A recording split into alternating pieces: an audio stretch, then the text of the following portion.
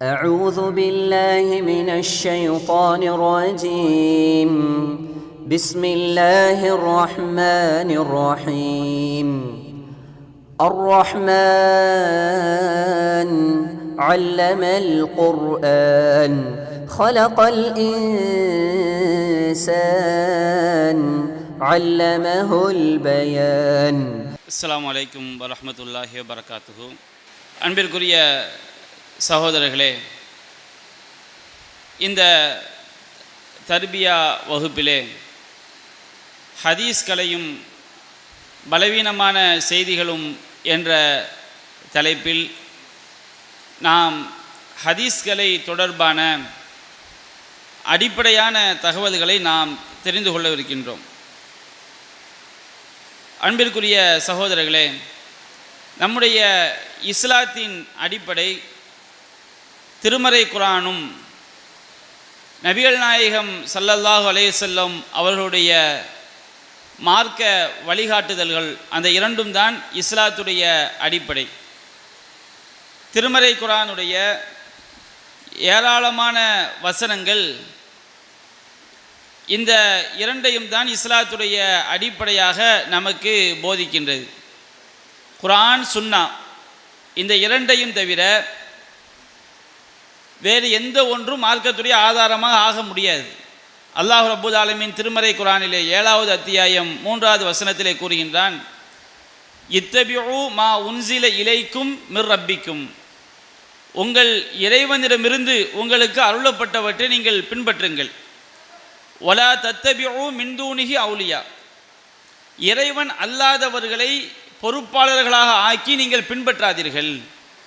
இறைவன் அல்லாதவர்கள் என்று சொன்னால் அல்லாஹ்வை தவிர உள்ள எல்லாமே இறைவன் அல்லாதவர்கள் தான். மலக்குமார்கள், நபிமார்கள், மனிதர்கள், மரங்கள், கற்கள் எல்லாமே அல்லாஹ் ரப்புல் ஆலமீன் அல்லாஹ்விடமிருந்து அருளப்பட்டவற்றை நீங்கள் பின்பற்றுங்கள். இறைவன் அல்லாதவர்களை இந்த மார்க்கத்திற்கு அவர்களைத்தான் பொறுப்பாளர்களாக ஆக்கி நீங்கள் என்ன செஞ்சிடாதீங்க, பின்பற்றாதீர்கள் என்று அல்லாஹ் ரப்புல் ஆலமீன் சொல்லி காட்டுகின்றான். இப்போ நமக்கு இதில் ஒரு சந்தேகம் ஏற்படும்.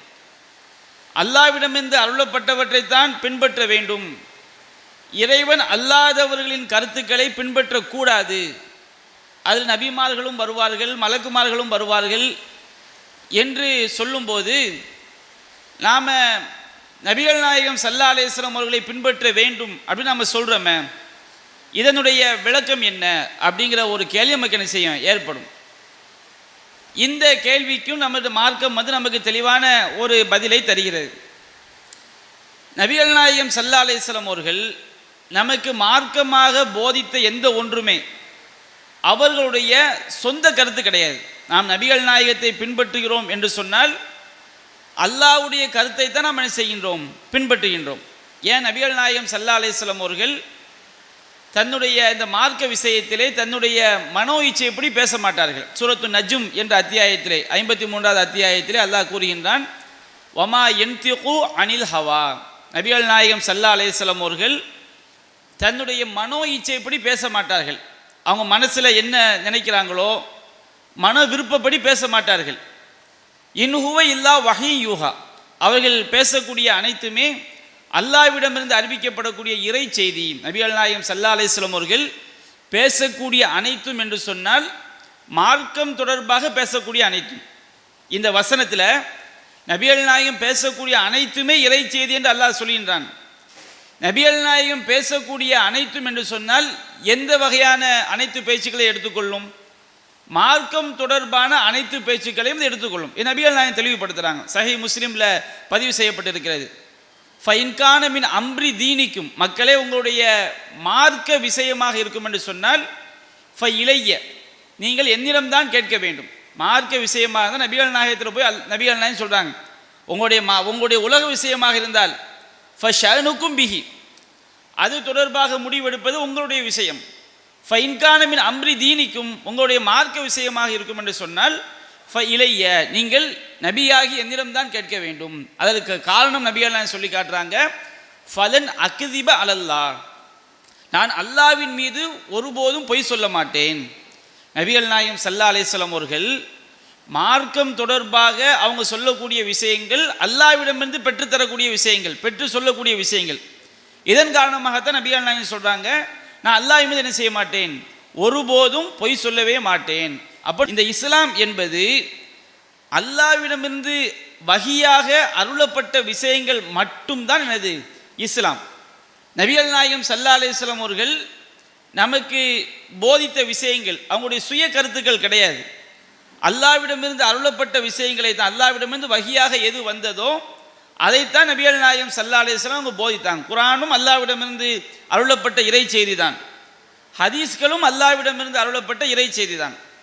ஹதீஸ்கள் அல்லாஹ்விடமிருந்து தான் அருளப்பட்டது என்பதற்கு குர்ஆனிலும் ஏராளமான சான்றுகள் இருக்கிறது, ஹதீஸ்களிலும் ஏராளமான சான்றுகள் இருக்கிறது. நம்ம இதற்கு பல உரைகளில், இதற்கு முன்னால் பல உரைகளில் ஹதீஸ்கள் அல்லாஹ்விடமிருந்து தான் அருளப்பட்டது, நபிகள் நாயகத்துடைய பேச்சு அல்லாஹ்விடமிருந்து அருளப்பட்ட பேச்சு தான் என்பதற்கு ஏராளமான சான்றுகளை திருமறை குர்ஆனிலிருந்தும் ஹதீஸ்களில் இருந்தும் எடுத்து வைத்து அதை நம் ஜமாத் சார்பாக பல்வேறு தர்பியாக்களில் தெளிவுபடுத்தப்பட்டிருக்கிறது. அப்போ முதலாவதாக நாம் அறிந்து கொள்ள வேண்டிய விஷயம், இஸ்லாத்துடைய அடிப்படை திருமறை குர்ஆன், இஸ்லாத்துடைய அடிப்படை இறை செய்தி. இறை செய்தி என்பது திருமறை குர்ஆனும் நபிகள் நாயகம் ஸல்லல்லாஹு அலைஹி வஸல்லம் உடைய வழிகாட்டுதலும் தான் இஸ்லாத்துடைய அடிப்படை என்பதை நாம் விளங்கிக் கொள்ளணும். இப்போ அல்லாஹ் ரப்புல் ஆலமீன் சூரத்து நஹ்ல் என்ற அத்தியாயத்தில் அல்லாஹ் சொல்லி காட்டுகின்றான், வன்சல்னா இலைக்க திக்ர லிதுபையின லின்னாசி மா நுஸ்ஸில இலைஹிம். இந்த திருமறை குர்ஆனை விளக்க வேண்டிய பொறுப்பை அல்லாஹ் நபிகள் நாயகம் ஸல்லல்லாஹு அலைஹி வஸல்லம் அவங்களுக்கு அல்லாஹ் கொடுத்திருக்கின்றான். அதைத்தான் அல்லாஹ் அந்த வசனத்தில் சொல்லுகின்றான், வன்சல்னா இலைக்க திக்ர, நபியே இந்த திக்ர், இந்த அறிவுரையை, இந்த நினைவூட்டலை உமக்கு நாம் அருளியுள்ளோம். எதற்காக? லீத்து பையின லின்னாஸ், நபியாகிய நீங்கள் மக்களுக்கு தெளிவுபடுத்தும். திருமறை குர்ஆனை மக்களுக்கு தெளிவுபடுத்த வேண்டிய பொறுப்பு யாருக்குரியது? நபிகள் நாயகம் ஸல்லல்லாஹு அலைஹி வஸல்லம் அவர்களுக்குரியது. வல அல்லஹும் யதஃபக்கரூன், அவர்கள் சிந்திக்க வேண்டும், மனிதர்கள் சிந்திக்க வேண்டும். சில ஆளுக்கு என்ன செஞ்சிடறாங்க, நாம் சிந்திப்பது என்று சொன்னால் நம்முடைய சுய அறிவை மார்க்கமாக்குவது அப்படின்னு வழங்கிக் கொள்ளக்கூடாது. ஏன்னு சொன்னால் நபிகள் நாயகம் ஸல்லல்லாஹு அலைஹி வஸல்லம் சில வசனங்களுக்கு அவர்களே என்ன செஞ்சிருக்கிறாங்க, நேரடியாக விளக்கம் சொல்லியிருக்கிறாங்க. அல்லதீன ஆமனு வலம் எல்பிசு ஈமானஹும் பிதுல்மின், எவர்கள் நம்பிக்கை கொண்டு தங்களுடைய நம்பிக்கையில் கடுகளவு கூட அநியாயத்தை கலக்கவில்லையோ அவர்களுக்குத்தான் சொர்க்கம் இருக்கிறது, பாதுகாப்பு இருக்கிறது சொல்லும்போது சஹாபாக்கள் நபிகள் நாயகிட்ட போய் கேட்குறாங்க, அல்லாஹ்வின் தூதரே அநியாயத்தை கலக்கிறது என்ன எப்படின்னு கேட்கும்போது நபிகள் நாயகம் விளக்கம் கொடுக்குறாங்க. இன்னொரு வசனத்தை வச்சு, இன்ன ஷிர்க லதுல்முன் அதீம், அல்லாஹ் இணை வைக்கிறது தான் மாபெரும் அநியாயம். இந்த மாதிரி குர்ஆன் வசனங்களை நபிகள் நாயகம் ஸல்லல்லாஹு அலைஹி வஸல்லம் அவங்களும் என்ன செஞ்சுருப்பாங்க, நேரடியாக விளக்கியிருப்பாங்க. அதுபோன்று நபிகள் நாயகத்துடைய ஒட்டுமொத்த வாழ்க்கை இருக்கு பாருங்க, அவங்க மனைவிமார்களோடு வாழ்ந்த வாழ்க்கை, அவங்களுடைய அரசியல் வாழ்க்கை, அவங்களுடைய வியாபார வாழ்க்கை, அவங்க சொன்ன சட்டங்கள், ரசூலுல்லாவுடைய ஒட்டுமொத்த வாழ்க்கையும் குர்ஆனுக்கு விளக்கம் தான். இப்போ நாம் சிந்திக்கணும், அல்லாஹ் நபிகள் நாயகம் சில வசனங்கள் என்ன செஞ்சிருவாங்க, தெளிவுபடுத்திடுவாங்க. வல அல்லஹும் யதஃபக்கரூன், அவர்கள் சிந்திக்க வேண்டும். நாம் சிந்திக்கணும் எப்படி? ஒரு வசனத்தை நாம் பார்க்கிறோம் என்று சொன்னால் அந்த வசனத்திற்கு நபிகள் நாயகத்துடைய வாழ்க்கை எப்படி இருந்தது, இதுதான் சிந்திக்கிறது. சிந்தித்தல் என்றால் எப்படி? ஒரு வசனம் இருக்கிறது, இப்போ நபிகள் நாயகம் ஸல்லல்லாஹு அலைஹி வஸல்லம் அல்லாஹ் சொல்லி காட்டுகின்றான், லாமஸ்துமுன் நிசா, நீங்கள் பெண்களை தொட்டால் தண்ணி கிடைக்காட்டா தயமம் செஞ்சுக்கிடுங்கன்னு அல்லாஹ் சொல்கிறான். இந்த வசனத்தில் பெண்களை தொட்டால் அப்படின்னு சொன்னால் அதுக்கு என்ன அர்த்தம்? இப்படி தொடுறதா அல்லது தாம்பத்தியத்தை ஈடுபடுறதா? நபிகள் நாயகத்துடைய வாழ்க்கையை நம்ம பார்க்குறோம்.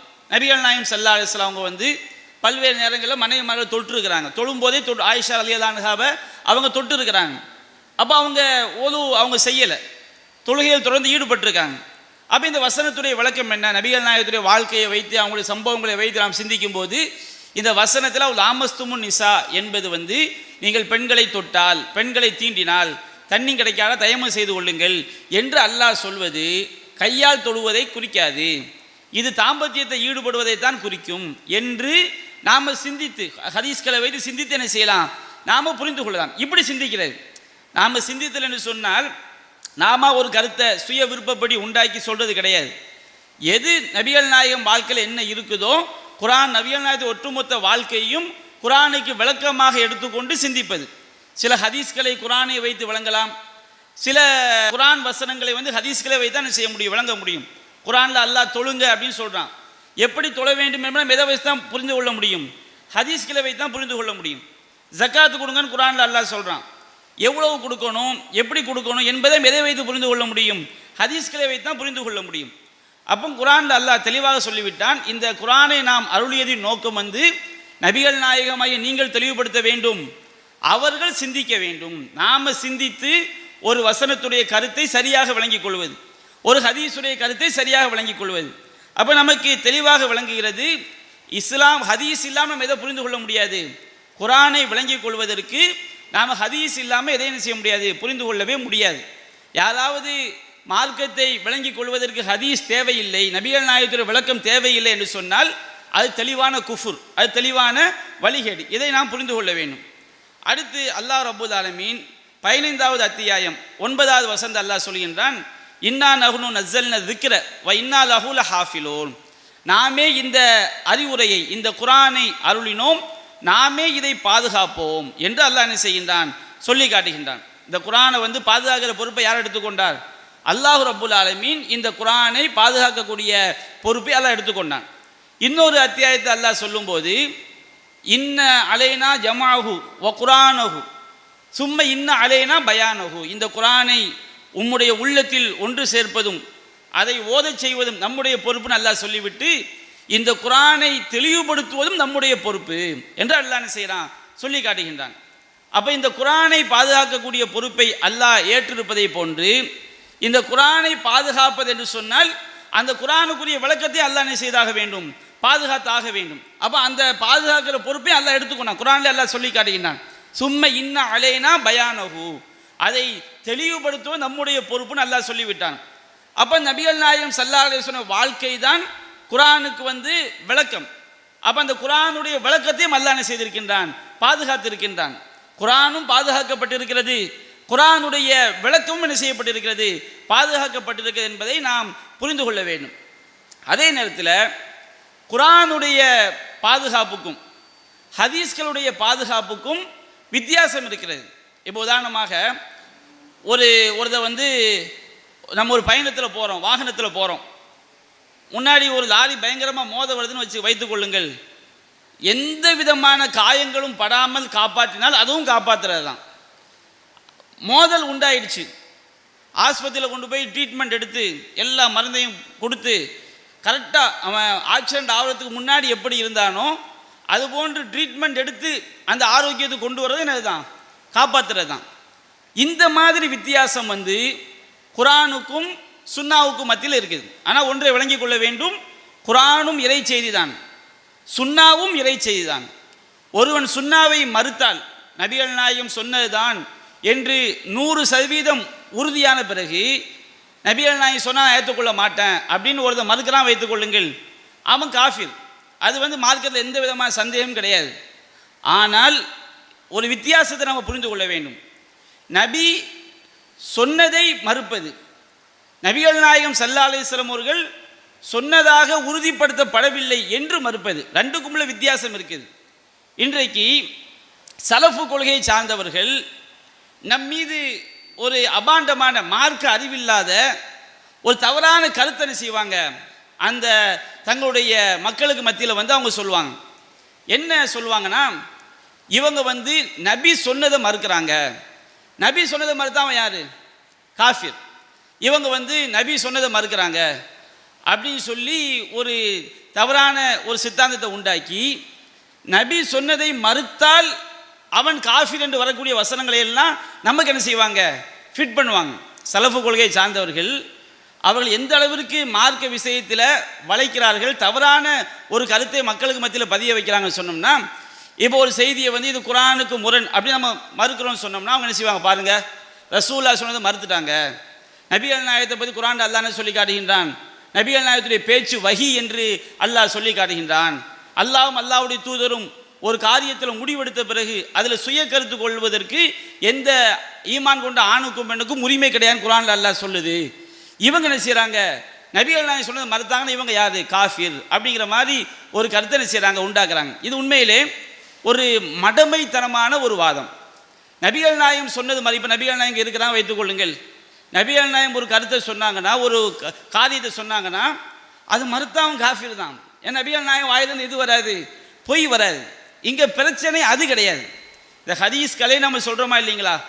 ஹதீஸ் கலை என்று சொன்னாலே ஒரு செய்தி நபிகள் நாயகம் சொன்னார்களா இல்லையா என்று உறுதிப்படுத்தக்கூடிய வழிமுறைக்கு பேர் தான் என்ன பேர்? ஹதீஸ் கலை.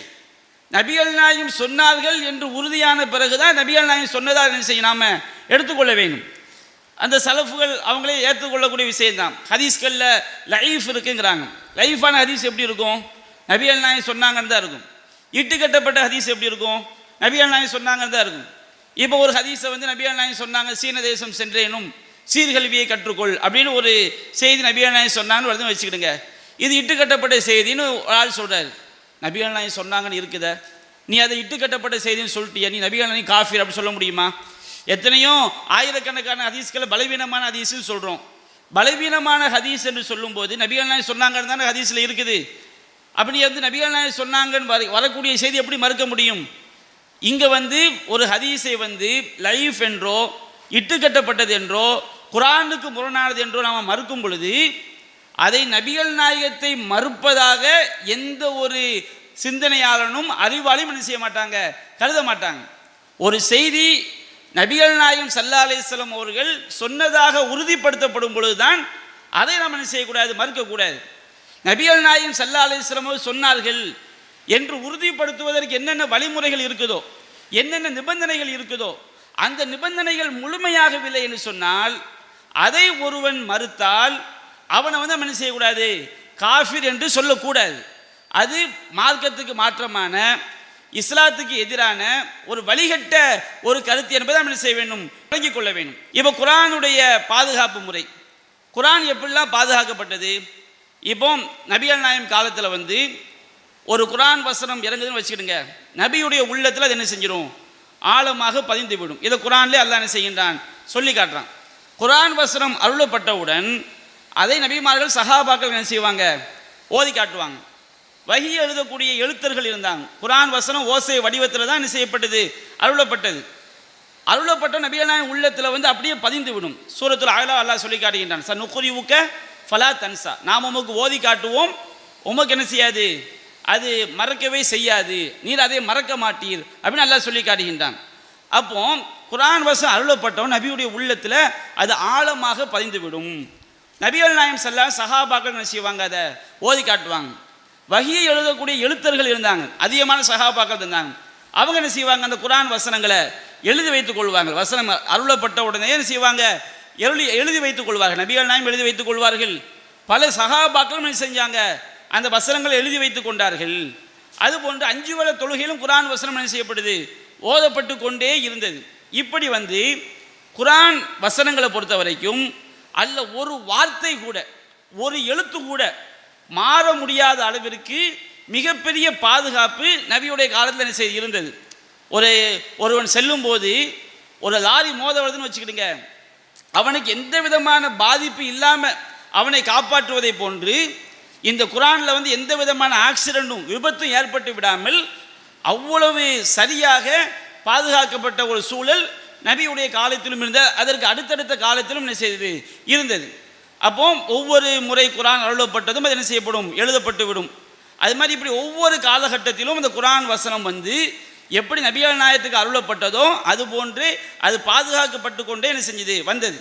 இந்த மாதிரி நேரடியான பாதுகாப்பு குரானுக்கு இருந்துச்சு. ஆனால் ஹதீஸ்களை பொறுத்த வரைக்கும் நபிகள் நாயகம் ஸல்லல்லாஹு அலைஹி வஸல்லம் அவங்க குரானுக்கு விளக்கமாக சொல்லக்கூடிய விஷயங்கள் இருக்குது பாருங்க, இது மார்க்கம்தான், இதை பின்பற்ற வேண்டும்.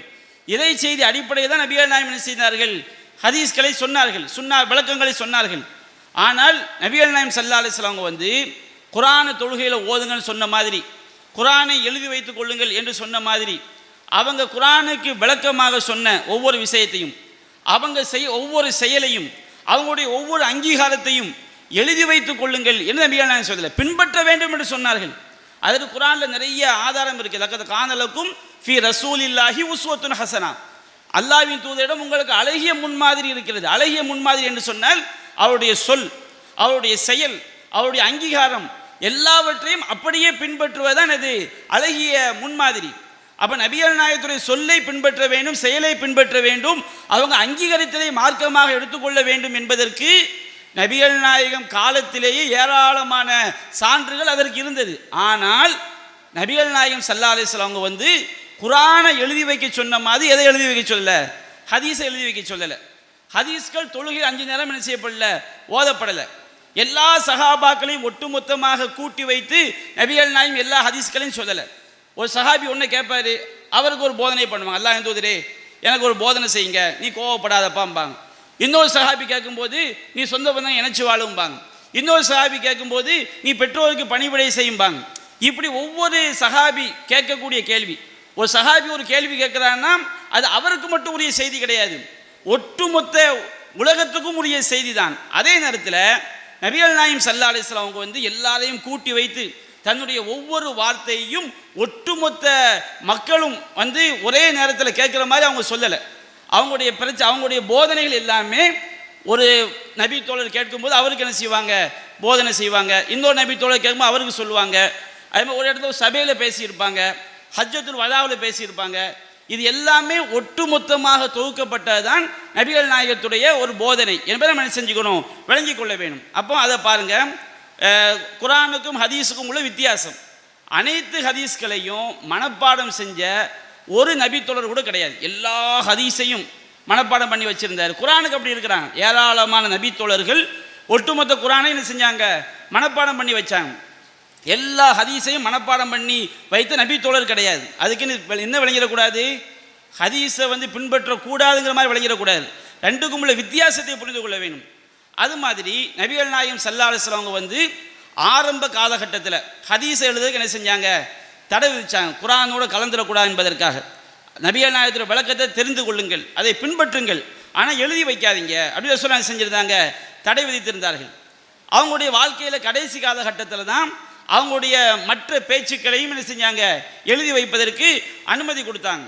அதே மாதிரி ஹதீஸ் தொகுக்கப்படுறது நபிகள் நாயகம் மௌத்துக்கு பிறகு 2ஆம் நூற்றாண்டில் தான்.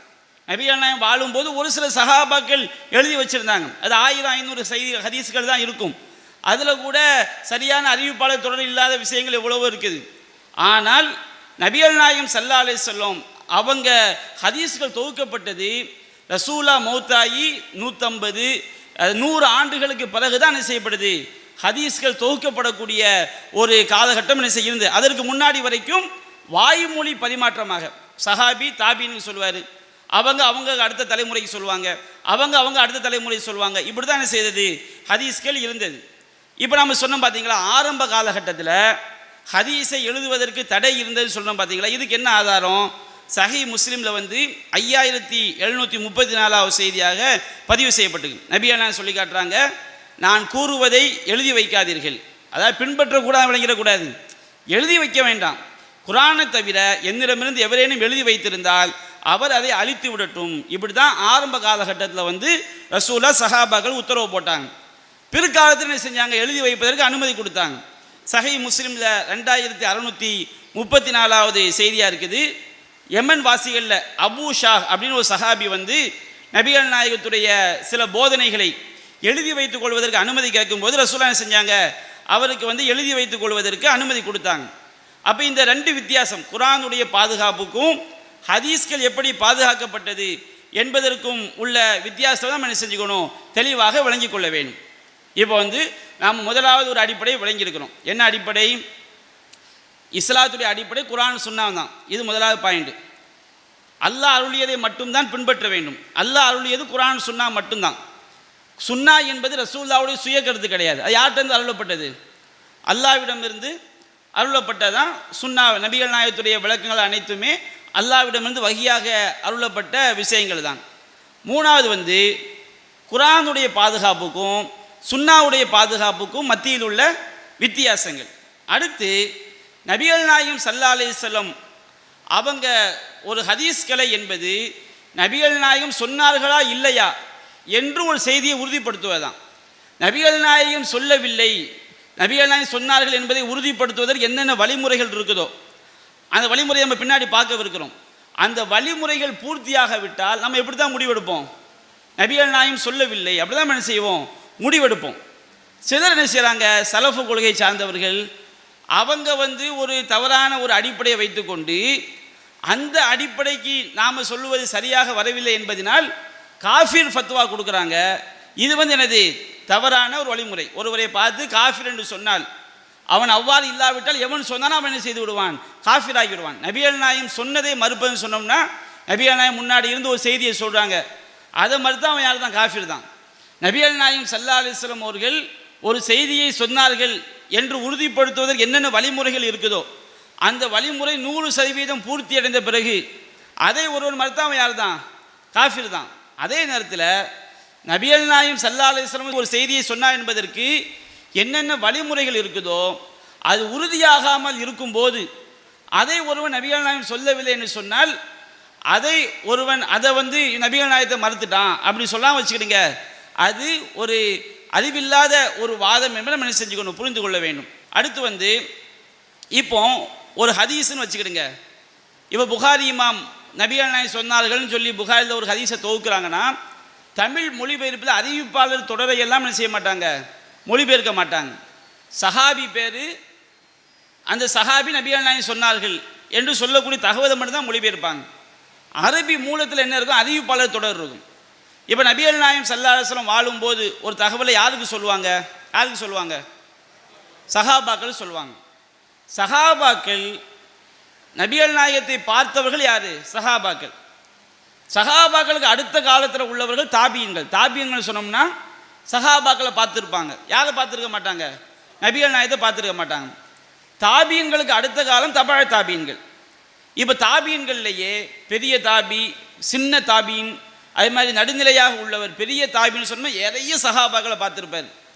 நடுநிலையான தாபின்னு சொன்னோம்னா ஓரளவு பார்த்துருப்பார். சிறிய தாபின்னு சொல்லுவாங்க, அப்படின்னா 1-2 சஹாபாக்கள் என்ன செஞ்சுருப்பாங்க, பார்த்துருப்பாங்க. இந்த மாதிரி தபா தாபியன்கள் சஹாபாக்களை பார்த்துருக்க மாட்டாங்க. சஹாபாக்களை பார்த்தவர்களும் செஞ்சுருப்பாங்க, பார்த்துருப்பாங்க. அதுக்கப்புறம் தான் இமாம்களுடைய காலகட்டம். இப்போ புகாரி இமாம் ஒரு ஹதீஸை பதிவு பண்ணாமல் வச்சுக்கிடுங்க, அவர் ஒரு தபா தாபின்ட்டு கேட்டிருப்பார். சில ஹதீஸ்களில் தபா தாபீன்களே 3 பேர் வருவாங்க, சில ஹதீஸ்களில் சுருக்கமாக வரும். புகாரி இமாம் தபா தாபின்ட்டு கேட்டிருப்பார், அவர் தாபின்ட்டு கேட்டிருப்பார். அவர் யார்கிட்ட கேட்டிருப்பார், சஹாபிட்ட கேட்டிருப்பார். அவர் யார்கிட்ட கேட்டிருப்பார், ரசூலாட்ட கேட்டிருப்பாங்க. இப்போ சில நேரங்களில் தபா தாபின்னு இருக்காங்களா இல்லையா, அவங்களே 3 பேர் இடம்பெறலாம். சில அறிவிப்பாளத்தோட பெருசாக இருக்கும், 10 பேர் 7 பேர் 8 பேர் இடம்பெறுவாங்க. அப்போ நம்ம என்ன விளங்கிக்கணும், தபா தாபீன்கள் லிஸ்ட்டில் ஒரு 3 பேர் வரலாம். தாபீன்கள் லிஸ்ட்டில் எத்தனை பேர் வரலாம், ஒரு பெரிய தாபீன் செய்வார், அதுக்கு தனக்கு அடுத்த நிலையில் உள்ளவருக்கு அறிவிச்சிருப்பார், அவர் தனக்கு அடுத்த நிலையில் உள்ள அறிவிச்சிருப்பார். தாபீன்கள் 2-3 பேர் வந்துட்டாங்க வச்சுக்கிடுங்க, அந்த அறிவிப்பாளர் தொடர் என்ன செஞ்சிடும், பெரிதாகிவிடும். அப்போ அறிவிப்பாளர் தொடரில் நிறைய அறிவிப்பாளர் இடம்பெறாங்கன்னு சொன்னோம்னா அங்கே தாபீன்கள் லிஸ்ட்டில் உள்ளவங்க அதிகமாக இருக்கிறாங்க, அல்லது தபா தாபீன்கள் லிஸ்ட்டில் உள்ளவங்க அதிகமாக இருக்கிறாங்க, அல்லது அதுக்கு அடுத்த காலத்தில் உள்ளவங்க என்ன செய்கிறாங்க, காலங்கள் செல்ல செல்ல அறிவிப்பாளர் எண்ணிக்கை என்ன செய்யும், நீண்டு கொண்டே செல்லும். அப்போ குறைந்தபட்சம் நபிகள் நாயகம், சஹாபி, தாபியின், தபா தாபியின், ஹதீஸை எழுதக்கூடிய இமாம். இப்போ இந்த நபிகள் நாயகம், சஹாபி இதை விட்டுருங்க, ஹதீஸை பதிவு செய்யக்கூடிய இமாம் இவரை விட்டுருங்க. இதுக்கு மத்தியில் உள்ள அறிவிப்பாளர்கள் இருக்காங்களா இல்லையா, இதற்கு சில நிபந்தனைகள் இருக்கு. என்ன நிபந்தனைகள், இப்போ ஒரு ஹதீஸ் நபிகள் நாயகம் ஸல்லல்லாஹு அலைஹி வஸல்லம் சொன்னார்கள் அப்படின்னு அறிவிப்பாளர் தொடரில் வரும்போது நபிகள் நாயகம் சொன்ன காலம் அவங்க மக்கா மதீனாவில் வாழ்ந்த காலம். மதீனாவுக்கு ஹிஜ்ரி 1 மதீனாவுக்கு வர்றாங்க, ஹிஜ்ரத் பண்ணி வர்றாங்க. அது முன்னாடி மக்காவில் எத்தனை வருஷம் வாழ்ந்துருக்கிறாங்க, 13 வருஷம் வாழ்ந்துருக்கிறாங்க. மதீனாவில் எத்தனை வருஷம் வாழ்ந்துருக்கிறாங்க, 10 ஆண்டுகள் வாழ்ந்துருக்கிறாங்க. இந்த 23 ஆண்டு காலத்தில் நபிகள் நாயகம் ஸல்லல்லாஹு அலைஹி வஸல்லம் வாழ்ந்த வாழ்க்கை, நபித்துவ வாழ்க்கை இருக்குது பாருங்க, இதை நம்ம சொன்னால் நம்ம என்ன செய்கிறோம், சொல்கிறோம். இந்த 23 ஆண்டு காலத்தை நபிகள் நாயகம் சொன்னது, நபிகள் நாயகம் செய்தது, நபிகள் நாயகம் அங்கீகரித்தது, குரானை தவிர உழைப்பு ஹதீஸை நம்ம பேசிக்கிட்டு இருக்கோம். இதில் இந்த நபிகள் நாயகத்துடைய சொல், செயல், அங்கீகாரம் இது எப்போ எழுத்து வடிவத்தில் கொண்டு வரப்படுது, நபிகள் நாயகம் மரணித்து 100-150 ஆண்டுகளுக்கு பிறகு தான் செய்யப்படுது, எழுத்து வடிவத்தில் கொண்டு வரப்படுது. அதுவரை அந்த செய்திகள் எப்படித்தான் பரிமாற்றம் செய்யப்பட்டது, வாய்மொழியாகத்தான் செஞ்சது, பரிமாற்றம் செய்யப்பட்டது. இப்படி வாய்மொழியாக பரிமாற்றம் செய்யப்படும் பொழுது இன்றைய காலத்தில் வாழக்கூடிய நம்மை விட அன்றைய காலத்தில் வந்து அவங்க படிப்பறிவற்ற சமுதாயமாக இருந்ததுனால மனன சக்தி அவங்கள்ட்ட அதிகமாக இருந்துச்சு. மனன சக்தி அதிகமாக அவர்களிடம் இருந்தாலும் மனித பிழைகள் அங்கே என்ன செஞ்சிருக்கு, நிறையா ஏற்பட்டிருக்கு. நபிகள் நாயகம் சொன்ன செய்தியை மாற்றி சொல்கிறது, நபிகள் நாயகம் சொன்ன செய்தியோடு அவங்க சொல்லாத செய்தி கலந்து விடுவது, அதுபோன்று நபிகள் நாயகம் சஹாபாக்குடைய காலத்துக்கு பிறகு தீயவர்கள் காலம் செல்ல செல்ல என்ன செஞ்சாங்க, அதிகமாக தோன்றினார்கள். நபிகள் நாயகம் சொல்லாத செய்தியை நபிகள் நாயகம் சொன்னார்கள் என்று அறிவிப்பது, மறதியால் மாற்றி அறிவிப்பது, வயதான பிறகு மூளை குழம்பி போய் மாற்றி அறிவிப்பது, இப்படி வந்து நபிகள் நாயகம் சொன்ன செய்தியில் வந்து அவங்க சொல்லாத செய்தி என்ன செஞ்சுருக்குது, கலந்துருக்குது. பொய்யர்கள் நபிகள் நாயகம் சொல்லாத என்ன செஞ்சாங்க, சொன்னாங்கன்னு அறிவிப்பாங்க. நபிகள் நாயகம் ஒன்று சொல்லியிருப்பாங்க, மறந்து போய் என்ன செய்வாங்க, மாற்றி அறிவிப்பாங்க. அதே மாதிரி என்ன செய்வாங்க, இப்போ வந்து நபிகள் நாயகம் சஹாபாக்கள் சொன்னாங்க, சஹாபி யாருக்கு சொன்னாங்க, தாபின்னு சொன்னாங்க. இப்போ தாபின்னு என்ன செய்வார், தனக்கு கீழே உள்ள ஆளுக்கு ஒரு செய்தி அறிவிப்பார். யாருப்பா உனக்கு சொன்னா, எனக்கு வந்து சஹாபி சொன்னாரும்பார். இப்போ தாபின்னு வந்து சஹாபி டைரெக்டாக கேட்க முடியுமா, கேட்க முடியாது. அங்கே அறிவிப்பாளர் விடுபட்டுடுச்சு. அப்போ இவர் என்ன செய்கிறார், இது வந்து தகவல் என்ன செய்யலை, நபிகள் நாயகம் வரை சரியாக போய் சேரவில்லை, அறிவிப்பாளத்தோடு முறிவடைந்து விட்டார். தாபின்னு சொல்லும்போது எப்படி தான் சொல்லுவார், நபிகள் நாயகம் சொன்னாங்கன்னு சொல்லுவார். ஆனால் அந்த தொடர் போய் சேரணுமா இல்லையா, நபிகள் நாயகம் சொன்னாங்கன்னா நபிகள் நாயகம் யாருக்கு சொன்னாங்க, அவர் யாருக்கு சொன்னாங்க, இந்த மாதிரி கரெக்டாக ஒரு அறிவிப்பாளர் வந்து அவர் யாரை சந்தித்தாரோ அவரிடமிருந்து அறிவித்தால்தான் அது நபிகள் நாயகம் சொன்னதாகும்.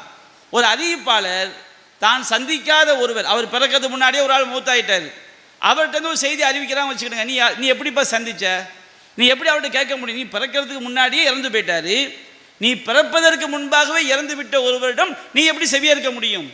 அப்போ இந்த மாதிரி செய்தி அறிவிப்பாளர் முறிவடைந்திருந்தால், ஒருவர் மறதியாளராக இருப்பார், நிறைய மறந்து பேசுவார், அதிகமாக பொய் பேசுவார், அல்லாஹ்வின் மீது திட்டமிட்டு பொய் சத்தியம் பண்ணுவார். அல்லாஹ் மேலே திட்டமிட்டு பொய் சத்தியம் பண்ணுறவன் கரெக்டாக மார்க்கத்தை பேச முடியுமா, பேச முடியாது. இந்த மாதிரி பொய்யர்கள், மறதியாளர்கள், மூளை குழம்பியவர்கள், தனக்கு முந்தைய காலத்தில் வாழ்ந்தவர்களை சந்திக்காதவர்கள், இந்த மாதிரி குறைகள் இருக்கும் என்று சொன்னால் அது என்ன செய்யப்படாது, ஹதீஸாக கருதப்படாது. இப்போ இந்த மாதிரி ஹதீஸ்களில் வந்து நபிகள் நாயகம் சொன்ன செய்திகளோட மனித பலவீனத்தால் சில செய்திகள் வந்து மாற்றி அறிவிக்க வாய்ப்பு இருக்குது. மறதியால், அதே மாதிரி மூளை குழம்பி, இந்த மாதிரி திட்டமிட்டு பொய் சொல்லி என்ன செய்யிருக்கு, மாற்றி அறிவிக்க வாய்ப்பு இருக்கிறது. இதை வந்து ரெண்டாக பிரிக்கிறாங்க. ஒன்று மனித பலவீனத்தால் ஹதீஸில் வந்து ஹதீஸ் அல்லாத செய்தியை கலந்தது, இன்னொன்று வந்து திட்டமிட்டு இட்டுக்கட்டப்பட்ட காரணத்தால் ஹதீஸ்களில் வந்து ஹதீஸ் அல்லாத செய்திகள் வந்து கலந்தது. இப்போ ஹதீஸ் கலை அப்படின்னா என்னன்னு சொன்னோம்னா, நபிகள் நாயகத்துடைய செய்திகளில் வந்து கலந்து விட்ட நபி சொல்லாத செய்திகளை நபிகள் நாயகம் சொன்னதிலிருந்து பிரித்து எடுக்கிறது தான் அது ஹதீஸ் கலை. நபிகள் நாயகம் சொன்னது எது, நபிகள் நாயகம் சொல்லாது எது என்று தெளிவாக அறிந்து கொள்ளக்கூடிய அந்த கலைக்கு பேர் தான் அது ஹதீஸ் கலை. இதற்கு வந்து 4 அடிப்படை இருக்கணும். ஒரு ஹதீஸை வந்து நபிகள் நாயகம் சொன்னார்கள் என்று உறுதியாகிவிட்டால் அது சஹீஹான ஹதீஸ். சஹீஹான ஹதீஸ் அப்படின்னு சொல்லணும்னா அதுக்கு ஒரு 4 அடிப்படை இருக்கணும். ஒன்று என்ன அடிப்படை, அந்த ஹதீஸில் உள்ள எல்லா அறிவிப்பாளர்களும் நேர்மையாளர்களாக இருக்கணும். அந்த ஹதீஸில் உள்ள எல்லா அறிவிப்பாளரும் எப்படி இருக்கணும், நேர்மையாளர்களாக இருக்கணும். இந்த மாதிரி ஒவ்வொரு செய்தியும் நம்ம அணுக படிச்சிட்டாலே ஃபித்னாக்களில் 99% என்ன செஞ்சிடும், குறைந்து விடும். நம்ம காலத்தில் இந்த ஃபேஸ்புக், வாட்ஸ்அப்பு இதெல்லாம் வரக்கூடிய ஃபித்னாக்கள் இருக்குது பாருங்கள். ஒவ்வொரு மூமினும் இந்த ஹதீஸ் கலைக்கு என்ன உசூல் வச்சுருக்கிறாங்களோ இப்படி ஒரு செய்தி அணுக வந்து விட்டாலே ஃபித்னாக்கள் 99% என்ன செஞ்சிடும், குறைந்து விடும். அந்த அளவுக்கு சரியான அடிப்படைகள். ஒன்று வந்து அறிவிப்பாளர், ஹதீஸில் இடம்பெற்றிருக்கக்கூடிய அறிவிப்பாளர் தொடர். நபிகள் நாயகம் சஹாபாக்கள் சொன்னாங்க, சஹாபி தனக்கு அடுத்த காலத்தில் உள்ளவங்களும் சொன்னாங்க, அவங்க அதுக்கு அடுத்த காலத்தில் உள்ளவங்க சொன்னாங்க, அவங்கள்ட்ட இமாம்கள் என்ன செஞ்சாங்க, பதிவு பண்ணாங்க. இப்போ நபிகள் நாயகம் நேர்மையானவர்கள், அதற்கு எண்ணற்ற சான்றுகள், அதில் ஒரு சந்தேகம் முஸ்லீமே கிடையாது, அதற்கு ஏராளமான சான்றுகள் இருக்குது. குர்ஆன் சுன்னாவில் நிறைந்து காணப்படுது. அதுக்கு ஆதாரம் தேவையில்லையே, நபிகள் நாயகமே யார் தான், அப்படி நம்ம அதில் சந்தேகம் வந்தாலே அவன் மூமின் கிடையாது. சஹாபாக்கள் நேர்மையானவர்கள், இதற்கும் ஏராளமான சான்றுகள் இருக்குது. குர்ஆனில் அல்லாஹ்வே சொல்லிட்டான், முஹம்மது ரசூலுல்லாஹ் வல்லதீன மாஹு அஷித்தா வதல் குஃபார், நபிகள் நாயகத்தோடு உள்ளவர்கள் இறை மறுப்பாளர்கள் விஷயத்திலே கடுமையானவர்கள், ஒரு ருஹமாவு பைனவும் தங்களுக்கு மத்தியில் அன்பானவர்கள், தராகும் ருக்கு அன் சுஜ்ஜதன் அவர்கள் ருக்கு செய்யக்கூடியவர்களாக சுஜூ செய்யக்கூடிய அவர்களை நீ காண்பீர். இப்படி குரானில் ஏராளமான வசனங்களில் அல்லாவே நபி தோழர்களை புகழ்ந்து சொல்கிறான். அதனால் நபி தோழர்களுக்கு அல்லாவே புகழ்ந்து சொன்னதுனால, நபிகள் நாயகமே ஏராளமான ஹதீஸ்கள் நபி தோழர்களுடைய நேர்மையை பறைசாற்றி விட்டதுனால அவர்கள் நேர்மையானவர்கள் தான். நபி தோழர்களில் முனாஃபிக்கின் யார் தெளிவாயிற்றோ அவங்களுக்கு அந்த லிஸ்ட் என்ன செய்யாது, வராது. நபிகள் முனாஃபிக் அப்துல்லா பின் உபை பின் சலூல் அவன் ஒரு செய்தி அறிவிச்சான்னு வச்சுக்கிடுங்க, அது ஹதீஸை நம்ம ஏற்றுக்க மாட்டோம். ஏன்னா அவன் யார்? நேர்மையற்றவன். முனாஃபிக் என்று தெளிவுபடுத்தப்பட்டவர்கள் அவங்க சஹாபாக்கள் லிஸ்ட்டில் வரமாட்டாங்க. அதனால் சஹாபி லிஸ்ட்டில் யாரெல்லாம் வர்றாங்களோ முனாஃபிக் என்று தெளிவுபடுத்தப்பட்டவரை தவிர, தெளிவாக சொல்லப்பட்டது அப்துல்லா பின் உபை பின் சலூல் அவன் மட்டும்தான் என்ன செய்ய சொல்லப்பட்டது, மற்ற முனாஃபிக் என்ன செய்யப்படல, சொல்லப்படலை. அப்போ இந்த மாதிரி நபிகள் நாயகத்தோடு வாழ்ந்த சஹாபாக்கள் அனைவரும் யார் தான்? நேர்மையானவர்கள். அதற்கு அடுத்து உள்ள காலகட்டத்தில் இருக்காங்களா இல்லையா, இவர்கள் நேர்மையானவர்களா என்று பார்க்கணும். அவங்கள பற்றி வாழ்ந்த காலத்தில் உள்ளவங்க என்ன சொன்னாங்க, அவர் நல்லவரா கெட்டவரா என்று என்ன செய்யணும், நேர்மையானவரான்னு பார்க்கணும். ரெண்டாவது அந்த அறிவிப்பாளர் நினைவாற்றல் எப்படி இருக்குன்னு பார்க்கணும். சில ஆளுக்கு நல்ல நேர்மையாளராக இருப்பாங்க, ஆனால் மறந்து போய் மாற்றி பேசுவாங்க. மறந்து போய் என்ன செய்வாங்க, ஒரு செய்தியை பார்த்த செய்தியை பார்க்கலம்பாங்க, பார்க்காத செய்தியை பார்த்தம்பாங்க. இது மறதியால் வரக்கூடியது. நல்லவனுக்கு கூட என்ன செய்யும், இந்த பிழைகள் வரும். ஆனால் அறிவிப்பாளர் ஒரு ஹதீஸை நாம் ஒரு நபிகள் நாயகம் சொன்னதாக ஒரு செய்தியை உறுதிப்படுத்தும் போது அதை சொல்பவர் நேர்மையாளராக இருக்கணும். ரெண்டாவது எப்படி இருக்கணும், அவர் நினைவாற்றல் மிக்கவராக இருக்கணும். இந்த நேர்மையாளர் அப்படின்னு சொன்னோம்னா அவர் யார் எவருங்கிற அட்ரஸ் எல்லாமே இருக்கணும். சில ஆளுக்கு யார் எவருங்கிற அட்ரஸ் எல்லாம் இருக்கும், ஆனால் அவரை பற்றிய நினைவாற்றல் எப்படிங்கிற தகவல் இருக்காது. அப்போ அந்த ஹதீஸ் என்னது தான் பலவீனம் தான் நம்ம என்ன செய்ய சொல்லுவேன். அவருடைய நினைவாற்றலை பற்றிய தகவல் என்ன செய்யலை, இல்லை. அப்போ முதல்ல அவரை பற்றிய நேர்மை அறியப்பட்டிருக்க வேண்டும். அடுத்து அவருடைய நினைவாற்றல் என்ன செய்யணும், கரெக்டாக உறுதியான நினைவாற்றல் தான் இருக்கணும். அடுத்து ஒவ்வொரு அறிவிப்பாளரும் தான் யாரிடமிருந்த செய்தியை கேட்டாரோ அவரை நேரடியாக என்ன செஞ்சுருக்கணும், சந்தித்திருக்கணும். ஒரு அறிவிப்பாளர் என்ன செஞ்சுருக்கணும், அவர் யார்கிட்ட செய்தியை கேட்டு, இப்போ நான் காந்தி சொன்னால் நான் சொல்லணும் வச்சுக்கிடுங்க, நான் அப்போ எங்கிட்ட என்ன கேள்வி வரும், நீங்கள் காந்தி எங்கே பார்த்தீங்க, எந்த ஊரில் பார்த்தீங்க, உங்களுக்கு எப்படி பார்க்குற வாய்ப்பு, காந்தி நான் பிறகு முன்னாடியே மூத்தாயிட்டார், இறந்து போயிட்டார். அப்போ ஒரு செய்தி காந்தி சொன்னால் நான் சொல்வதாக இருந்தால் நான் அவரை என்ன செஞ்சுருக்கணும், நேரடியாக சந்திச்சிருக்கணும். அப்போ இந்த மாதிரி நபிகள் நாயகம் காலத்தில் வாழ்ந்த அறிவிப்பாளர், அதாவது நபிகள் நாயகம் பிற ஒரு ஹதீஸ் அறிவிக்கக்கூடிய அறிவிப்பாளர்கள் தான் யாரிடமிருந்து அந்த செய்தியை கேட்டாரோ, நபிகள் நாயகம் சொன்னதாக வரக்கூடிய செய்தியை யார்கிட்டருந்து கேட்டதாக சொல்கிறாரோ ரெண்டு பேரும் என்ன செஞ்சுருக்கணும், நேரடியாக சந்தித்திருக்க வேண்டும். அல்லது நேரடியாக சந்திப்பதற்கு வாய்ப்புள்ள காலகட்டத்தில் இருந்திருக்கணும். இப்போ இந்த மசூத் உஸ்மான் இருக்கார். இப்போ நான் ஒரு 10-25 வருஷம் கழித்து ஒரு ஆள் சொல்கிறார், அப்துல் நாசிர் மசூத் உஸ்மானிட்ட ஒரு செய்தியை கேட்டார். அப்போ பார்ப்பாங்க, மசூத் உஸ்மானி அவர் நம்பகமான ஆள், அப்துல் நாசிர் சரி இவர் நம்பகமான ஆள். ரெண்டு பேரும் சந்திச்சிருக்க வாய்ப்பு இருக்குதா? வாய்ப்பு இருக்குது. எப்படி வாய்ப்பு இருக்குது? ரெண்டு பேருமே எங்கே இருந்தாங்க? மேலப்பாளையத்தில் இருந்தாங்க. ஒரு ஊரில் இருந்தாலே போதும். ஹயாத்தா வாழக்கூடிய காலகட்டத்தில் ஒரு ஊரில் அவங்க சந்திப்பதற்கு வாய்ப்புள்ள காலகட்டத்தில் இருந்து ரெண்டு பேருமே நம்பகமான ஆளாக இருந்தால் எப்படி தான் முடிவெடுப்பாங்க? நேரடியாக பார்த்தாங்க என்பதற்கு சான்று கிடைக்காவிட்டாலும் ரெண்டு பேரும் உயிரோடு வாழ்ந்த ஒரே காலகட்டத்தில் வாழ்ந்துருக்கிறாங்க, ஒரே ஊரில் இருந்திருக்கிறாங்க. அப்போ என்ன செஞ்சுருக்கிறாங்க? சந்திச்சிருக்கிறாங்க. இப்போ நான் மேலப்பாளையத்துக்கு நான் போனதே கிடையாது, வாழ்நாளில் எங்கே போனதே கிடையாது, மேலப்பாளையத்துக்கு போனதே கிடையாது. இப்போ ஒரு ஆள் சொல்கிறாரு, இப்போ அப்துல் நாசிர் மசூத் உஸ்மான்கிட்ட கேட்டார், மசூத் உஸ்மான் எங்கே இருந்தார்? அவர் மேலப்பாளையத்தை தாண்டினதே கிடையாதுப்பா. இவர் மேலப்பாளையத்துக்கு போனதே கிடையாது, ஆனால் ஒரே காலம். அப்போ நான் மேலப்பாளையத்தை நான் போனதே கிடையாது, அவர் மேலப்பாளையத்தை தாண்டினதே கிடையாதுன்னு வச்சுக்கிடுங்க. நாங்கள் ஒரே காலத்தில் வாழ்ந்தாலும் அந்த செய்தி எப்படி ஆகாது? நேரடியாக கேட்ட செய்தியாக என்ன செய்யாது? ஆகாது. அப்படி தான் நிறைய ஹதீஸ் கலையில் வரும். ஒரே காலத்தில் வாழ்ந்துருப்பாங்க, ஆனால் ஒருபோதும் சந்திக்க வாய்ப்பு இருந்திருக்காது. அப்போ இந்த அறிவிப்பாளர் யாரிடமே செய்தியை கேட்டாரோ அவர் என்ன செஞ்சுருக்கணும்? நேரடியாக சந்தித்திருக்கணும். அது ஒரே காலத்தில் என்ன செய்திருக்க வேண்டும்? நேரடியாக சந்திப்பதற்கு வாய்ப்புள்ள வகையில் வாழ்ந்திருக்க வேண்டும். அடுத்து அந்த செய்தி எல்லாமே அறிவிப்பாளர் எல்லாமே நேர்மையானவர்கள், அவங்க எல்லாமே நம்பகத்தன்மை மரண சக்தி கரெக்டாக இருக்குது, ஒரே காலத்தில் வாழ்ந்திருக்கிறாங்க, சந்திப்பதற்கு வாய்ப்பு இருந்திருக்கு. அது மட்டும் போதாது, அந்த செய்தியுடைய கருத்தையும் என்ன செய்யணும்? கவனிக்கணும். இந்த 4 அடிப்படை என்ன செய்யணும்? ஒரு செய்தியை நபிகள் நாயகம் சொன்னார்கள் என்று உறுதிப்படுத்த வேண்டும் என்றால் இந்த 4 நிபந்தனைகள் இருக்கணும். விளைஞ்சுங்களா? ஒவ்வொரு நிபந்தனைக்கும் உள்பிரிவு நிறைய இருக்குது. மேலோட்டமாக இப்போ இந்த ஹதீஸ் கலை இருக்கா இல்லையா, இது இமாம்களுடைய சொந்த உருவாக்கமான்னு கேட்டால் அந்த வகைகளை பிரித்தே தான் யார்? இமாம்கள். ஆனால் அடிப்படை எல்லாமே எங்கே தான் இருக்குது? குர்ஆன் சுன்னாவில் தான் என்ன செய்யுது? இருக்குது. இப்போ உதாரணமாக 4 அடிப்படை சொன்னோம். அறிவிப்பாளர் நேர்மை, அறிவிப்பாளருடைய நினைவாற்றல், ஒவ்வொரு அறிவிப்பாளரும் காலத்தால் என்ன செஞ்சுருக்கணும்? இணைந்திருக்கணும், கருத்தை கவனிக்கணும்னு சொன்னோம்.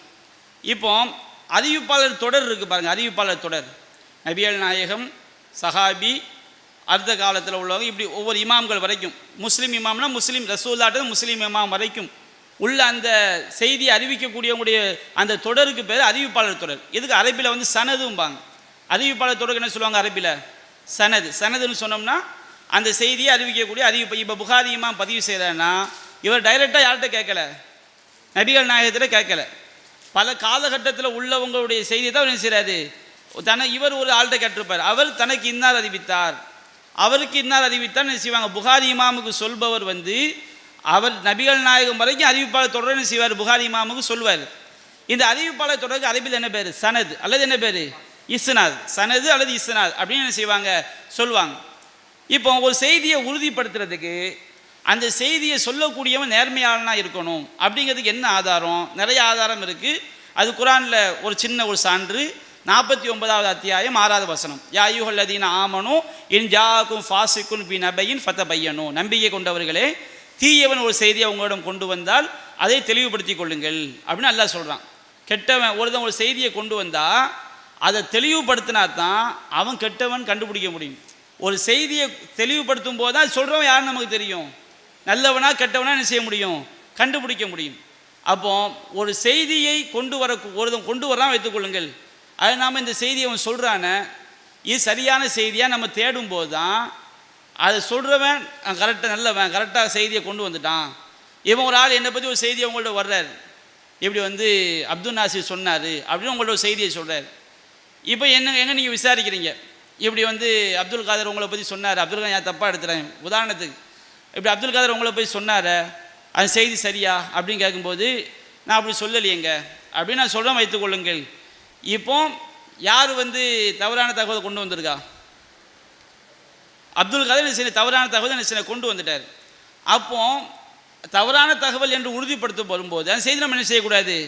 ஏற்றுக்கொள்ளக்கூடாது. அப்போ அல்லாஹ் என்ன சொல்கிறான்? தீயவன் ஒரு செய்தியை கொண்டு வந்தால் தெளிவுபடுத்தி கொள்ளுங்கள்.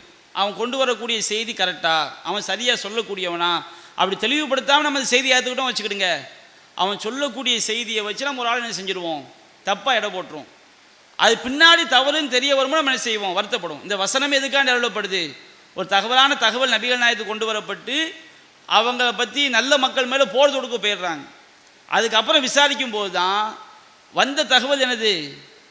தன்னிடம் வந்த தகவல் பொய் என்று நபிகள் நாயகம் தெரியுது. இதெல்லாம் என்ன இருக்கும்? அந்த மக்களை போர் தொடுத்து அவங்க கொல்லப்பட்டிருப்பாங்க. அப்போ தான் அல்லாஹ் அந்த ஆயத்தை இறக்கி வைக்கிறான். தீயவன் ஒரு செய்தியை கொண்டு வந்தால் தெளிவுபடுத்தி கொள்ளுங்கள். நீங்கள் தெளிவுபடுத்தாமல் நடவடிக்கை எடுத்தால் அதுக்கு பின்னாடி நீங்கள் என்ன செய்ய உண்மை தெரிய வரும்போது ஆக நம்ம இப்படி அநியாயமாக ஒருத்தனுக்கு பாதிப்பு உண்டாக்கிட்டோமே என்று வருத்தப்படக்கூடிய நிலைமை உண்டாகும் என்று அல்லாஹ் சொல்லி காட்டுறான். அப்போ ஒரு செய்தியை நாம் ஏற்றுக்கொள்ள வேண்டும் என்றால் சொல்பவர் நேர்மையாளராக இருக்க வேண்டும். இது முதலாவது அடிப்படை. அடுத்து வந்து பொய் இருக்கக்கூடாது. பொய் சொன்னாலே அது எதுக்கு எதிரானது? நேர்மைக்கு எதிரானது. இப்போ நபிகள் நாயகம் சொல்லியிருக்கிறாங்க. சஹீஹுல் புகாரில் 103வது செய்தியாக பதிவு செய்யப்பட்டு, மன் கதப அலைய முத்தஅம்மிதன் ஃபலிதபவ்வ மக்அதஹு மினன்னார். என் மீது யார் வேண்டுமென்றே பொய் சொல்கிறாரோ அவர் தன்னுடைய இருப்பிடத்தை என்ன செய்யட்டும்? நரகமாக்கி கொள்ளட்டும் அப்படின்னு நபிகள் நாயகம் எச்சரிக்கை பண்ணியிருக்கிறாங்க. இது புகாரி 103வது செய்தியாக இருக்குது. அப்போ ஒரு தான் நபிகள் நாயகம் மேலே பொய் சொல்கிறான் வச்சுக்கிடுங்க. ஒரு பொய்யன் ஒரு செய்தியை சொன்னாலும் நபிகள் நாயகம் சொன்னால் எடுத்துக்கொள்ளக்கூடாது. நபிகள் நாயகத்து மேலே பொய்யை தான் சொல்கிறாங்க அப்படி சொன்னாலும் நம்ம என்ன செஞ்சிடக்கூடாது?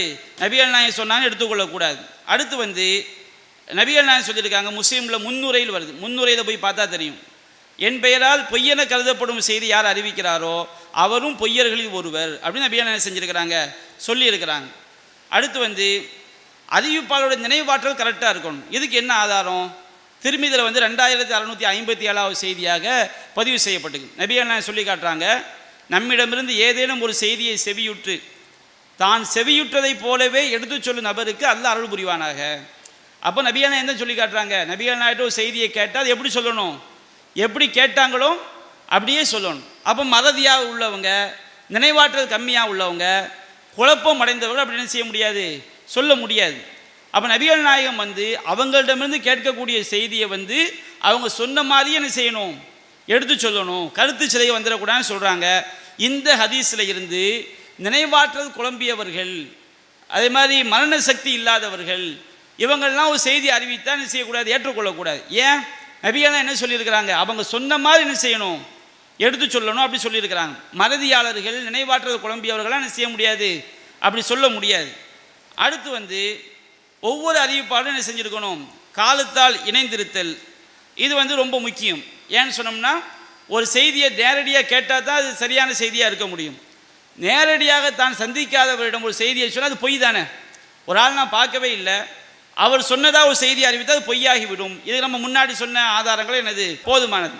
அடுத்து வந்து இப்போ ஹதீஸ்களுடைய கருத்தை கவனிக்கிறது. ஒரு செய்தியை வந்து அறிவிப்பாளர் எல்லாம் கரெக்டாக இருக்கிறாங்க, அதுபோன்று அந்த செய்தி வந்து என்ன இருக்குது, அறிவிப்பாளர் நினைவாற்றல் மிக்கவங்களாக இருக்கிறாங்க, அதுபோன்று எல்லாருமே ஒருவர் சந்தித்தவங்களாக இருக்கிறாங்க. அதே நேரத்தில் அந்த செய்தியுடைய கருத்து இன்னொரு ஹதீஸுக்கு முரணாகவோ அது குரானுக்கு முரணாகவோ இருக்குன்னு வைத்துக்கொள்ளுங்கள். அது நபிகள் நாயகம் சொன்னதை நம்ம என்ன செய்யக்கூடாது, உறுதிப்படுத்தக்கூடாது. இதுக்கு என்ன ஆதாரம்?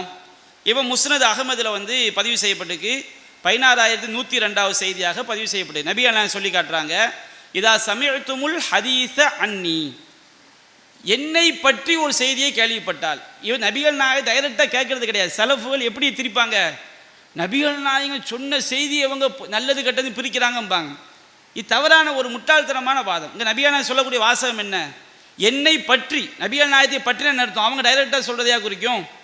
நபிகள் நாயகம் சொன்னதாக இன்னொருவர் வந்து சொல்லக்கூடிய செய்தி, என்னை பற்றி ஒரு செய்தியை நீங்கள் கேள்விப்பட்டால், தாரிஃபுஹு குலூபுக்கும், உங்கள் உள்ளங்கள் அதை சரியாக அறிந்து கொள்ளும் என்றால், ஓ தலீனுலகு அஷாருக்கும், உங்களுடைய ரோமங்களும், ஓ அபுஷாருக்கும், உங்களுடைய உடல்களும் அதற்கு பணியும் என்று சொன்னால், ஓ தரவுன அன்னஹு மின்கும் கரீப், அந்த செய்தி உங்களுக்கு மிக நெருக்கமானதாக நீங்கள் கருதினால், ஃபான அவுலாக்கும் பிஹி, நான் அதை சொல்வதற்கு நான் மிகவும் தகுதியானவன். அப்படின்னா என்ன அர்த்தம்?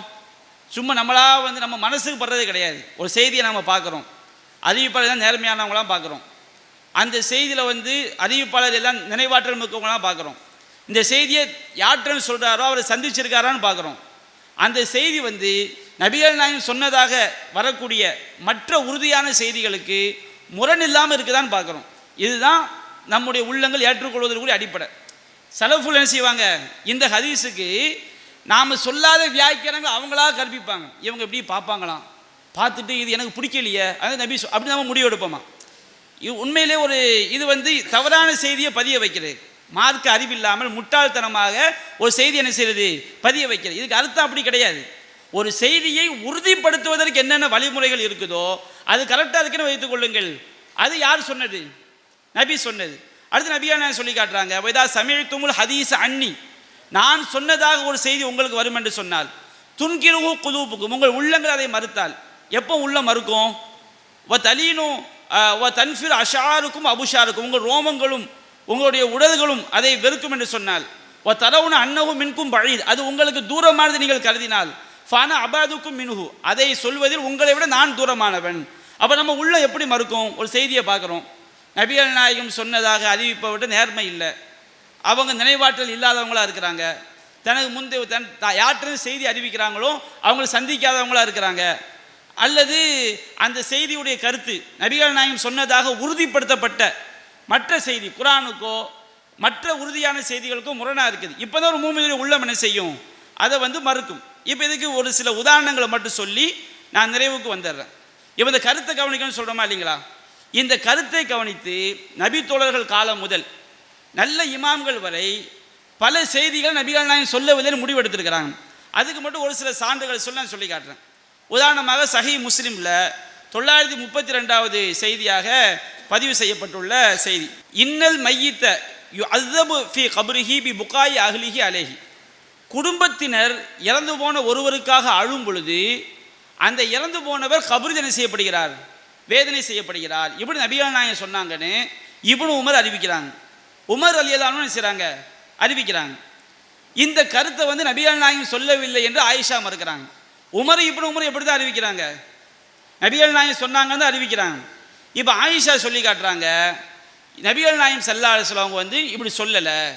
ஏன்னா குர்ஆனில் என்ன வருது, வலா தஸிரு வாஸிரத்தும் விஸ்ர உக்ரா, ஒருவருடைய சுமையை என்ன செய்ய முடியாது, இன்னொருவர் சுமக்க முடியாது. ஒரு ஆள் மௌத்தாயிட்டார், அவங்க வீட்டில் உள்ளவங்க அழுகுறாங்க, ஒப்பாரி வச்சு அழுகுறாங்க, ஒப்பாரி வைக்கிறது, ஒப்பாரி வச்சு அழுகுறாங்க.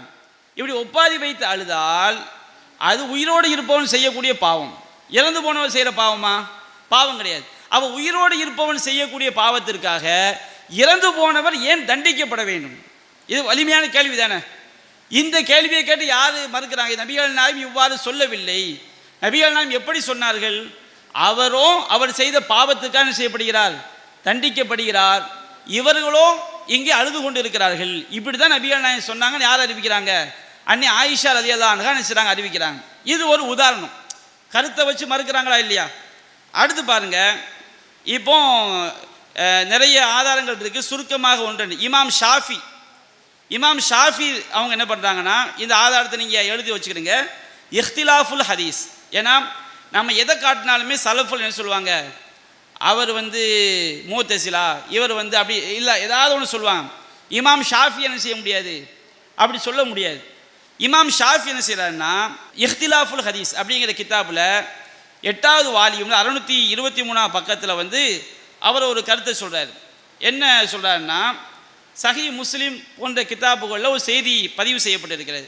யக்தவு சலாத்தல் மர்அத்தி அல் மர்அத்து வல் கல்பு வல் ஹிமார், ஒருவன் தொழுது கொண்டு இருக்கும்போது அவனுக்கு முன்பாக பெண்ணோ நாயோ கழுதையோ முன்னாடி போச்சுன்னா அவன் தொழுகை என்ன செஞ்சிடும், முறிந்து விடும். இப்படி ஒரு செய்தி நபிகள் நாயகம் சொன்னால் என்ன செய்யப்பட்டிருக்கு, சஹீஹ் முஸ்லிம். இவங்க கேட்பாங்க, சரியான அறிவிப்பாளர் தொடர்பு வரக்கூடிய செய்தி குர்ஆனுக்கு முரண்படுமான்னு கேட்பாங்க.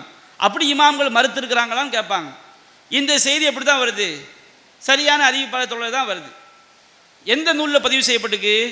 சஹீஹ் முஸ்லிமில் பதிவு செய்யப்பட்டிருக்கு. இப்போ இமாம் ஷாஃபி என்ன செய்கிறாரு, இந்த செய்தியை வந்து மறுக்கிறார். என்ன சொல்கிறாருன்னா, அவருக்கு என்ன சொல்கிறாருன்னா, குல்லு வாஹிதின் மின் ஹாதைனில் ஹதீஸைனி எருத்து தாலிக்கல் ஹதீஸ், இன்னொரு ஹதீஸை கொண்டு வர்றாரு. நபிகள் நாயகம் தொழும் பொழுதே ஆயிஷா என்ன செய்கிறாங்க, குறுக்க படுத்து கிடக்கிறாங்க. அந்த செய்தியை வந்து ஒரு பெண்ணு குறுக்க போனால் தொழுக முறியும் சொன்னோம்னா, குறுக்கே கிடந்தா அது அதை விட விஷயம் தானே. குறுக்க போகிறது வந்து ஒரு செகண்டு, குறுக்கே கிடக்கிறது அது தொடர்ச்சியாக கிடப்பாங்க. அந்த ஹதீஸை கொண்டு வந்து இந்த ஹதீஸ் என்ன செய்யுது, இதுக்கு எதிராக இருக்குது அப்படின்னு சொல்லிட்டு அடுத்தவர் சொல்கிறாரு, இது வந்து குர்ஆனுக்கு எதிராகவும் இருக்குது. மாகா லாஹிருல் குர்ஆனி ஐயுத்துரக்க இன்கான சாபித்தன், இந்த செய்தியை வந்து உறுதியான செய்தி என்று சொன்னால் குர்ஆனுடைய வெளிப்படையான கருத்து அது மறுக்கப்படும் அப்படின்னு சொல்லிட்டு, இல்லாபிய யக்கூன மன்சூகன், அல்லது இந்த செய்தி வந்து மன்சூகன்னு வச்சுக்கணும், அல்லது குர்ஆனுடைய கருத்து என்ன செஞ்சிடும், மறுக்கப்பட்டுரும் அப்படிங்கிறாங்க. இப்போ குர்ஆனுடைய கருத்து எது? இந்த ஒரு பெண்ணு கழுதை நாய் குறுக்க போனால் தொழுக முறிஞ்சும் வருதா இல்லையா? இந்த செய்தியை சஹீன்னு ஏற்றுக்கிட்டா குர்ஆனுடைய கருத்துக்கு முரணா வந்துடும் அப்படின்னு சொல்லிட்டு ஷாஃபி இமாம் சொல்கிறாரு, ஃபமா எதுல்லு அலைஹி கிதாபுல்லாஹி மின் ஹாதா, இதுக்கு இந்த செய்தியை வந்து மறுக்கக்கூடிய எதிராக உள்ள குர்ஆன் வசனம் என்னன்னு கேட்டோம்னா அவர் பட்டியல் போடுறாரு, அல்லா தஸ்ரு வாசிரத்தும் விஸ்ர உஹ்ரா, ஒருவருடைய சுமை என்ன செய்ய முடியாது, இன்னொருவர் சுமக்க முடியாது. ஒரு ஆள் தொழுதுகிட்டு இருக்கிறாரு, கழுதை முன்னாடி போச்சுன்னா அது யார் செய்கிற பாவம், இவர் செய்கிற பாவமா? ஒரு பெண்ணு முன்னாடி போச்சுன்னா அது இவர் செய்கிற பாவமா? அப்போ ஒரு பொம்பளை முன்னாடி போயிட்டான்னு சொன்னோம்னா தொழுபவருக்கு தொழுகக்கூடாதுங்கிற, அது எப்படி ஒருவருடைய சுமையை என்ன செய்ய முடியாது, இன்னொருவர் வந்து சுமக்க முடியாது. அப்படியே சொல்லிட்டு இன்னஹூலா எபுத்துல் அமது ரஜுலி அமல கைரி, ஒருவன் இன்னொரு மனிதனுடைய செயல், ஒரு மனிதனுடைய செயல் இன்னொரு மனிதனுடைய அமலை என்ன செய்யாது, பாழாக்காது அப்படின்னு சொல்லி நிறைய விளக்கம் சொல்ல. ஒவ்வொரு மனுஷனுக்கும் அவன் செஞ்சது தான் கிடைக்கும் அப்படின்னு என்ன செய்கிறாங்க, ஷாஃபி இமாம் வந்து சொல்லி காட்டுறாங்க. அதே மாதிரி இந்த மையத்து வந்து இறந்தவருடைய குடும்பத்தார் அழுவதினால் இறந்தவருக்கு வேதனை செய்யப்படும் வருதா இல்லையா? இந்த ஆயிஷா ரலியல்லாஹு அன்ஹா வந்து குர்ஆனுக்கு முரணு சொன்னாங்க. அதே மாதிரி இமாம் ஷாஃபியும் சொல்லி காட்டுறாங்க. இஹ்திலாஃபுல் ஹதீஸில் வந்து 8வது வால்யூம் 648வது பக்கம், அதில் வந்து இமாம் ஷாஃபி சொல்கிறாங்க, காலத் ஷாஃபியும் ஒமா ரபத் ஆயிஷத்தன் ரசூலுல்லாஹி ஸல்லல்லாஹு அலைஹி வஸல்லம் அஷ்பஹு யகூன மஹ்ஃபூதன் அனு ஸல்லல்லாஹு அலைஹி வஸல்லம், ஆயிஷா ரலியல்லாஹு அன்ஹா அவங்க அறிவிக்கக்கூடிய செய்தி தான் நபிகள் நாயகம் சொன்னதாக சரியாக இருப்பதற்கு மிகவும் ஒப்பானது. நபிகள் நாயகம் இப்படி தான் செஞ்சுருக்காங்க, ஆயிஷா மாதிரி தான் சொல்லியிருக்க முடியும். பி தலாலத்தில் கிதாபி ஒ சுன்னா. அதுக்கு ரெண்டு ஆதாரம். ஒன்று வந்து குரானுடைய ஆதாரம், இன்னொன்று என்ன ஆதாரம்? ஹதீஸுடைய ஆதாரம். குரானுடைய ஆதாரம் என்ன? ஃபைன தலாலத்துல் கிதாப், குரானுடைய ஆதாரம் எங்கே அப்படின்னு சொல்றாரு. வலா தஸ்ரு வாசிரத்தும் விஸ்ர உஹ்ரா, ஒருவருடைய சுமையை இன்னொரு சுமக்க முடியாது. 6வது அத்தியாயம் 164வது வசனம். வான் லைசலில் இன்சானி இல்லாமா சா, ஒவ்வொரு மனிதனுக்கும் அவன் செய்தது தான் அவனுக்குரியது. இன்னொருவன் செஞ்ச பாவம் யாருக்குரியது கிடையாது, அவனுக்குரியது கிடையாது. இது சூரத்து நஜ்ம் 53வது அத்தியாயத்தில் 39வது வசனம். ஃபமை யஅமல் மிஸ்கால தர்ரது ஹைரையரா, அணு அளவு நன்மை செய்தவன் அதை காண்பான். நான் ஒரு நன்மை செஞ்சால் அது எனக்கு கிடைக்கும். ஃபமை யஅமல் மிஸ்கால தர்ரது ஷர்ரையரா, நான் ஒரு தீமை செஞ்சால் அதை நான் காண்பேன். நீங்கள் செய்கிற தீமை எனக்கு எழுதப்படுமா, நீங்கள் செய்கிற நன்மை எனக்கு எழுதப்படுமா? குரான் அப்படி சொல்லுது. அடுத்து இந்த ஆயத்தையெல்லாம் சொல்லிட்டு இன்னொரு ஆயசோ தாகாவில் 15வது வசனம். லி துஜிசா குல்லு நஃப்சின் பிமா தஸா, ஒவ்வொரு மனிதனுக்கும் அவன் செய்தது தான் செய்யப்படும், கூலி வழங்கப்படும். இந்த மாதிரி ஆயத்துக்களை தான் பட்டியல் போட்டுட்டு இவ்வளோ வசனங்களுக்கு எது எதிராக இருக்குது? ஒரு பெண்ணு குறுக்க போயிட்டா தொழக்கூடியவனுடைய தொழுகக்கூடாது அப்படின்னு வரக்கூடிய செய்தி வந்து இவ்வளோ வசனங்களுக்கு என்ன இருக்குது, எதிராக இருக்குது அப்படின்னு சொல்லி அந்த ஹதீஸ் என்ன செய்கிறாங்க, ஏற்றுக்கொள்ள முடியாதுன்னு இமாம் ஷாஃபி என்ன செய்கிறாங்க, சொல்லி காட்டுறாங்க. இப்படி உதாரணத்துக்கு நம்ம என்ன செய்கிறோம், ஒன்றும் சொல்லி காட்டுறோம். அதே மாதிரி இஃப்திலாஃபுல் ஹதீஸுங்கிற நூலில் 8வது வால்யூம் 661வது பக்கத்தில் இமாம் ஷாஃபி சொல்லி காட்டுறாங்க. ஒமா வாஃபக லாஹிர கிதாபில்லாஹி மினல் ஹதீசி அவுலா எசுபுத்த, ஹதீஸ்களில் வந்து குரானுடைய கருத்துக்கு எது ஒத்து போகிறதோ அதுதான் சரியான ஹதீஸாக இருப்பதற்கு தகுதியானது அப்படின்னு என்ன செய்கிறாங்க, இமாம் ஷாஃபி சொல்லி காட்டுறாங்க. அப்போ இந்த சலஃப் என்ன செய்வாங்க, எந்த இமாம்களுமே குரானுக்கு முரண் சொல்லவில்லை அப்படிம்பாங்க. இப்போ ஒரு ஹதீஸ் சரியான அறிவிப்பாளர் தொடரில் இருக்குது, அது குரானுக்கு முரணாக இருக்குன்னு வச்சுக்கிடுங்க. அப்போ சரியான அறிவிப்பாளர் தொடர் வரக்கூடியது யாரோ ஒரு தப்பு செஞ்சுருக்கணுமா இல்லையா, அவர் யாருன்னு கேட்பாங்க. அப்போ அவர் அறிவிக்கக்கூடிய மற்ற ஹதீஸ்களை எல்லாம் மறுத்துருவான்னு கேட்பாங்க. அப்படி கிடையாது. நம்பகமானவர்கள் வந்து மறதியாக கூட என்ன செஞ்சுருக்கலாம், ஒரு செய்தி அறிவிச்சிருக்கலாம், மாற்றி கூட பேசியிருக்கலாம், அல்லது சரியான அறிவிப்பாளர் தொடரில் கூட தவறான செய்தி வந்திருக்கலாம். அப்படி நிறைய ஆதாரங்கள் இருக்கு. அறிவிப்பாளர் தொடர் ஒரு ஹதீஸு அபூ ஹுரைரா ஒரு ஹதீஸ் அறிவிக்கிறாங்க. கஅபுல் அஹ்பார் என்பவருடைய சொந்த கருத்தையும் அபூ ஹுரைரா அபூ ஹுரைரா நபிகள் நாயகம் சொன்னதாக அறிவிக்கிறாங்க. கஅபுல் அஹ்பார் என்பவருடைய சொந்த கருத்தையும் அறிவிக்கிறாங்க. பதிவு பண்ணவங்க என்ன பண்ணிட்டாங்க, நபிகள் நாயகம் சொன்னதாக வரக்கூடிய செய்தி இருக்கா இல்லையா, அதை யார் சொன்னதாக பதிவு பண்ணிட்டாங்க, கஅபுல் அஹ்பார் சொன்னதாக பதிவு பண்ணிட்டாங்க. கஅபுல் அஹ்பாருடைய சொந்த கருத்து இருக்குது பாருங்கள், அது யார் சொன்னதாக பதிவு பண்ணிட்டாங்க, ரசூலுல்லாஹ் சொன்னதாக. இப்படிலாம் நிறைய அந்த ஹதீஸ் கலையுடைய வரலாறு உள்ளே போனால் வச்சுக்கிறீங்க. இஸ்லாமில் என்ன செஞ்சுருப்பாங்க, நம்பகமான அறிவிப்பாளருடைய ஹதீஸ் புத்தகத்தை எடுத்து அதில் இவங்களுடைய சொந்த சரக்கையெல்லாம் உள்ளே செலுத்தியிருக்கிறாங்க. அந்த கதையெல்லாம் நடந்திருக்கு. வரலாறுகள் ஹதீஸ் கலை வரலாறுகளை படிக்கும்போது ஒவ்வொரு வேலையும் அந்த வரலாறு தெரிஞ்சு வச்சுக்கிடுங்க. நம்பகமான அறிவிப்பாளர் எழுதி வச்சுருப்பார், அவர் கிதாபை திருடி எடுத்து அதில் என்ன செஞ்சிடுவாங்க, சொந்த சரக்கை சேர்த்து விட்ருவாங்க. அவர் தெரியாமல் என்ன செஞ்சிடுவார், அவர் புக்கு தானே, அவர் புக்கு தான் அறிவிச்சிடுவார். அறிவிப்பாளத்தோட எல்லாம் கரெக்டாக இருக்கும், செய்தியை பார்த்தா என்ன இருக்கும், தப்பாக இருக்கும். மற்றவங்க அதே செய்தி அறிவிக்கும்போது அதை வச்சு என்ன செய்வாங்க, கண்டுபிடிப்பாங்க. இவர் செய்தியில் வந்து இந்த ஆள் என்ன செஞ்சிட்டாரு, தன்னுடைய சொந்த சரக்கை உள்ள திணிச்சிட்டாரு. இப்படிலாம் நிறைய விஷயங்கள் ஹதீஸ்களே வரலாறுகள் இருக்குது.